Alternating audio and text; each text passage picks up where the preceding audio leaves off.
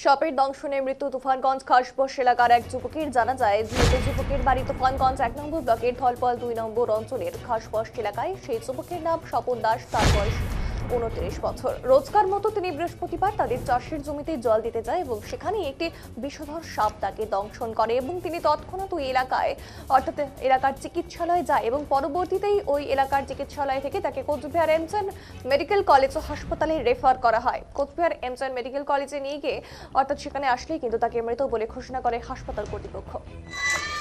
বিষয়টা হচ্ছে আমাদের পার্শ্ববর্তী প্রতিবেশী এক ছেলে, ভাই, বয়স 29, নাম স্বপন দাস।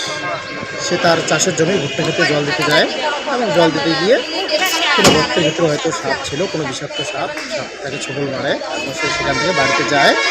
বাড়িতে যাওয়ার পরে বাইক নিয়ে তার প্রতিবেশী কাকাকে নিয়ে নাটাবাড়ি প্রাথমিক স্বাস্থ্যকেন্দ্রে আসে এবং সেখানে যখন আসে সে সম্পূর্ণভাবে সুস্থই ছিল এবং সেখানে ডাক্তারবাবুরা প্রাথমিক চিকিৎসা অর্থাৎ ভ্যাকসিনেশন প্রয়োগ করার পর রোগীর পরিস্থিতি অনেকটা খারাপ হয়, যার দরুন সেই হসপিটাল থেকে অ্যাম্বুলেন্সের ব্যবস্থা করে আমাদের কোচবিহার জেলা এমজেন হসপিটালে ট্রান্সফার করা হয় এবং এখানে আসার সাথে সাথেই ডাক্তারবাবু বলেন যে তোমার রোগী কিছুক্ষণ আগে রাস্তায় পাস্ট হয়ে গেছে, মারা গেছে।